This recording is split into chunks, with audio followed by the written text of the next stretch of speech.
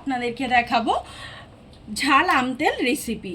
ঝাল আমতেল রেসিপির জন্য আমি এখানে প্রথমে আমগুলোকে ধুয়ে চৌকো চৌকো করে কেটে নিয়েছি। আমের খোসার সমেত আমি আমতেলটা তৈরি করব। আপনারা যদি আমের খোসাটা ছাড়িয়ে ফেলে দিতে চান আপনারা ছাড়িয়ে দিতে পারেন, তাতে কিন্তু কোনো অসুবিধা নেই।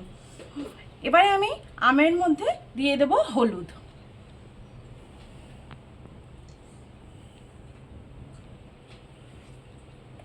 দিয়ে দেব লঙ্কার গুঁড়ো,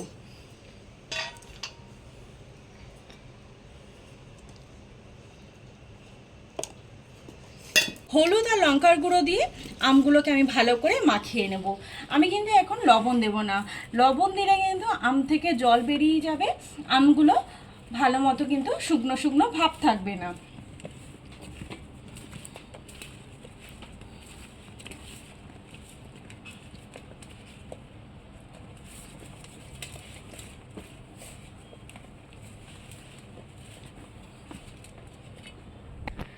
আমগুলো কাটার পরে কিন্তু আপনারা ধোবেন না, আমগুলো গোটা ধুয়ে তারপরে আমগুলো কেটে নেবেন।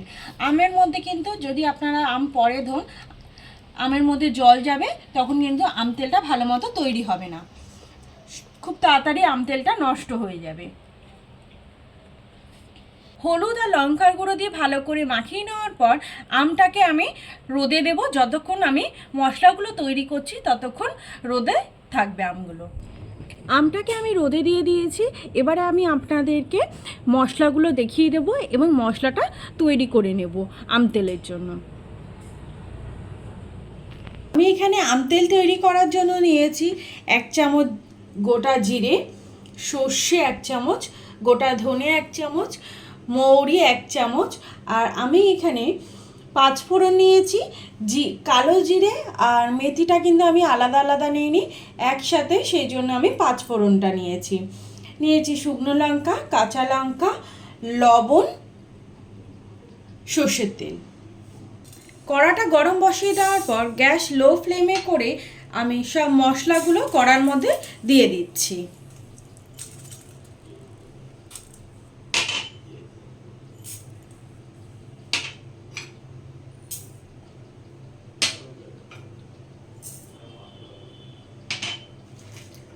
দিয়ে দিচ্ছি শুকনো লঙ্কাও। গ্যাস লো ফ্লেমে করে 2 থেকে 3 মিনিটের জন্য মশলাগুলো একটু নাড়াচাড়া করে নেব। ভাজা ভাজা কিন্তু হবে না, মশলাটা একটু শুকনো শুকনো মতো থাকবে, সেই রকম পর্যায়ে আমি মশলাটা নামিয়ে নেব। আর মশলাটা যেন পুড়ে না যায় সেদিকে খেয়াল রাখতে হবে।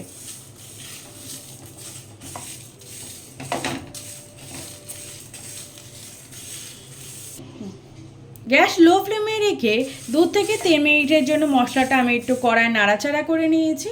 মশলাটা কিন্তু ভাজা ভাজা হয়নি, মশলাটা হালকা একটু মুচমুচে হয়েছে। এবারে আমি মশলাটা নামিয়ে নেব, আর মশলাটা ঠান্ডা হলে আমি গুঁড়ো করে নেব। মশলাটা আমি একটা মিক্সিং জারের মধ্যে নিয়ে নিচ্ছি। আপনারা চাইলে কিন্তু মশলাটা শিলেও বেটে নিতে পারেন। মশলাটা আমি গুঁড়ো করে নিয়েছি। মশলাটা কিন্তু আমি পুরো মিহি করে গুঁড়ো করিনি, মশলাটা একটু খিচখিচ আছে। আম তেলের জন্য মশলাটা এরকম খিচখিচ হলেই কিন্তু একটু খেতে ভালো লাগে। আমটা আমি মশলাটা তৈরি করার আগে রোদে দিয়েছিলাম, এখন আমি নিয়ে এসে ভেজে নেওয়া মশলাটা আমের মধ্যে দিয়ে দিচ্ছি। আমের পরিমাণ হিসাবে কিন্তু আপনারা মশলাটা তৈরি করবেন।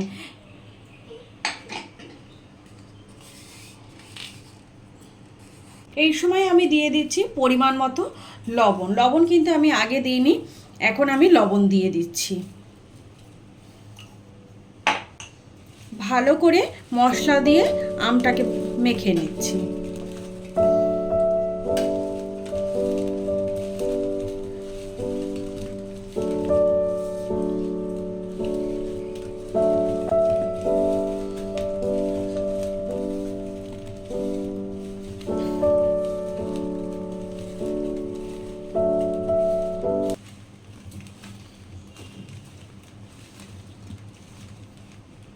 ভালো করে মেখে নেওয়ার পর এবারে আমি সর্ষের তেলটাকে গরম করে নেব।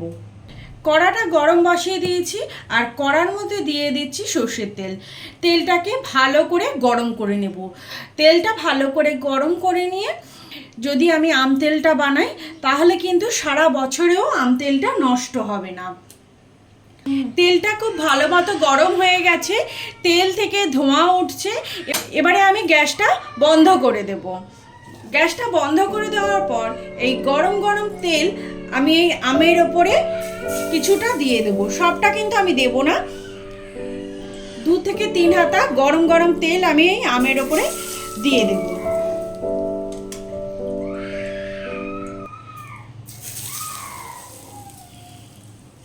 গরম গরম তেলটা দিয়ে আমি আমটা আবারও ভালো করে মাখিয়ে নেব।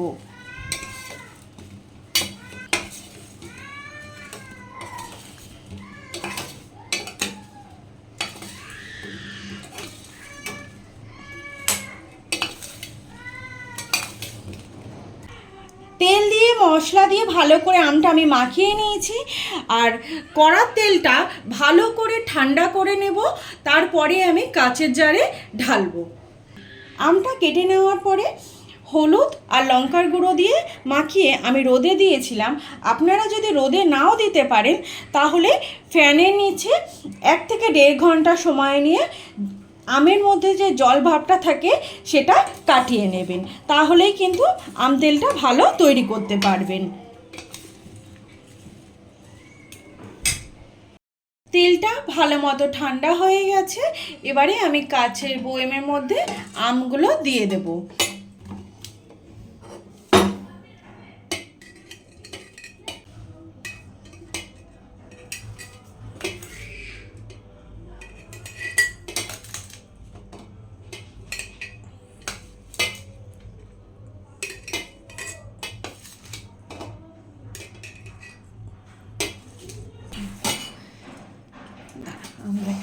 আমগুলো বয়ামের মধ্যে ভরে দিয়েছি, এবারে আমি সর্ষের তেলটা দিয়ে দিচ্ছি।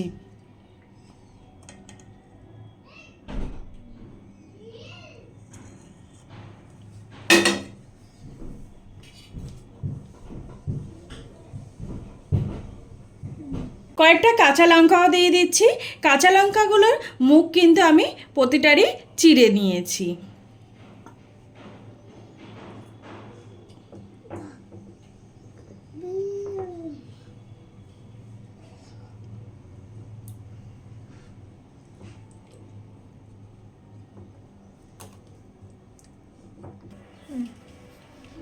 আম তেলটা তৈরি করে নিয়েছি।